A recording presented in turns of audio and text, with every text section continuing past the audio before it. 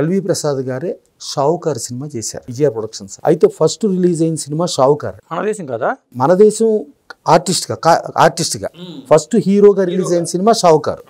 దాంట్లో జానకి గారు చేశారు, అందుకని ఆవిడ పేరు షావుకారు జానకి అయింది. అంటే ఫస్ట్ రిలీజ్ అయిన హీరో సినిమా ఎల్వి ప్రసాద్ గారు డైరెక్టర్, విజయ ప్రొడక్షన్స్. మూడో సినిమాగా పల్లెటూరు పిల్ల రిలీజ్ అయింది. ఓకే, నాలుగో సినిమాగా మాయా రంభాడ్, అది తెలుగు తమిళ్ బైలింగ్వెల్ సుందరలాల్ మెహతా గారు చేశాడు. సో అంటే బైలింగ్వెల్ తెలుగు తమిళ్ మాయా రంభ అనేది నాలుగో సినిమాగానే చేశారు ఎన్టీ రామారావు. దాని తర్వాత ఆరో సినిమాగా పాతాళ భైరవి. పాతాళ భైరవికి తెలుగుకి విజయ ప్రొడక్షన్స్ వాళ్ళు ప్రొడ్యూసర్, తెలుగు తమిళ్. హిందీకి విజయ ప్రొడక్షన్స్ కాదు, హిందీకి జెమినీ వరల్డ్ వేరే బ్యానర్ చేస్తే అది బాంబేలో కూడా 175 days ఆడింది. అది స్టార్డమ్ వచ్చింది పాతాళ భైరవి కాదండి, మీకు యాజ్ ఇట్ ఈస్ షావుకారు, పల్లెటూరు పిల్ల అన్నీ. ఆ రోజుల్లో సుందరలాల్ మెహతా గారు అంటే పెద్ద ఫైనాన్సియర్, అసలు ఇండస్ట్రీకే పెద్ద ఫైనాన్సియర్.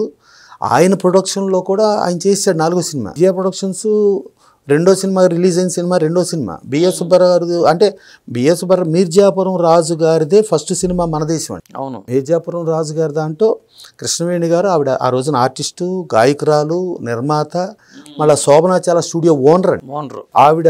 ఇది ఆ మన దేశంకి ప్యారలల్లో కీలుగుర్రం అది నాయసరతాలు చేసుకుంటాం, ఇలా ప్యారలల్ ఉన్న జోనర్ నుంచి అప్పుడు అలా మన దేశంలో చేసిన ఆర్టిస్ట్ పరంగా ఆర్థిక సహాయంతో పల్లెటూరు పిల్ల.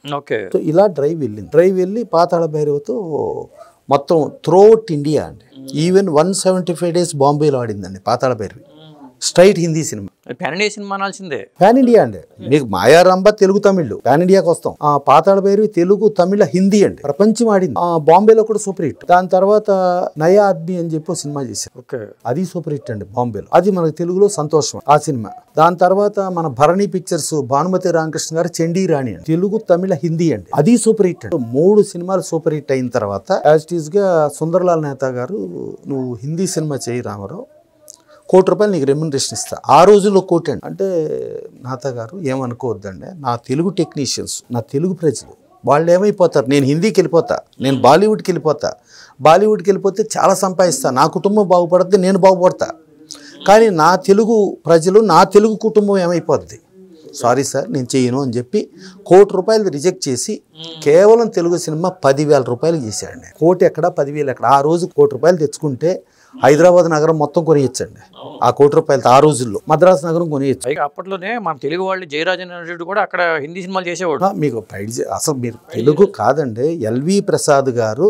First talkie Kalidasu, first talkie Bhakta Prahlada, first Hindi talkie ఆలమరాలో 3 నటించిన ఆయన. అదే సరే, కాళిదాసు తెలుగు తమిళ గాను, భక్త ప్రహ్లాద తెలుగు గాను డైరెక్షన్ చేసింది హెచ్ఎం రెడ్డి గారు అండి.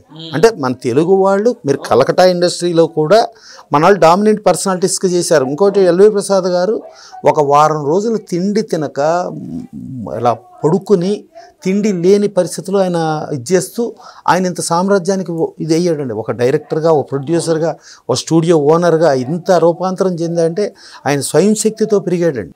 స్వయం శక్తితో పెరిగి ఇప్పుడు ఒక ఏక్ దేవ్ జకేలి ఇలాంటి సినిమాతో కమల్ హాసన్ని హిందీకి పరిచయం చేసిన ఆయన, ఒక ఎన్టీ రామారావుని అట్ట షావుకార్ ఇట్ట ఎంతోమందిని పరిచయం చేసి అట్ట తెలుగుకి ఎప్పుడూ ఉందండి, తెలుగుగా ప్రావీణ్యం ఉంది. మన తెలంగాణ ప్రాంతం నుంచి పైడి జయరాజు గారు ఇక్కడ నుంచి ఆ రోజు కమ్యూనికేషన్ సిస్టమ్ లేక, ట్రాన్స్పోర్ట్ సిస్టమ్ లేకుండా కరీంనగర్ నుంచి కొండలు గుట్టలు రాళ్ళు దాటుకుంటూ బాంబే వెళ్ళి, బాంబే నుంచి దాదాసాహెబ్ ఫాల్కే చేసి 2వ సినిమా దిలీప్ కుమార్ గారికి డైరెక్షన్ చేశాడండి. ఇది తెలుగు చరిత్రకు చూసుకుంటే. సరే, అయిన తర్వాత సుందరలాల్ మెహతా గారు రిజెక్ట్ చేశాడు. దాని తర్వాత శాంతారాం గారు చాలా గొప్ప అయినండి. శాంతారాం గారు వాళ్ళ భార్య శకుంతల గాను దుష్యంతుడిగా ఎన్టీ రామారావుని యాక్ట్ చేసి హిందీ సినిమా యాక్ట్ చేయమని అడిగాడు. అడిగితే నేను చేయనని చెప్పాడు. నేను హిందీ బాలీవుడ్కి వచ్చేస్తే నా తెలుగు సాంకేతిక నిపుణులు, నా తెలుగు ప్రజలు, నా తెలుగు వాళ్ళు ఏమైపోతారు అంటే, ఆ తెలుగు అనే దగ్గర ఆయన విపరీతంగా అమితంగా ప్రేమించేశాడు.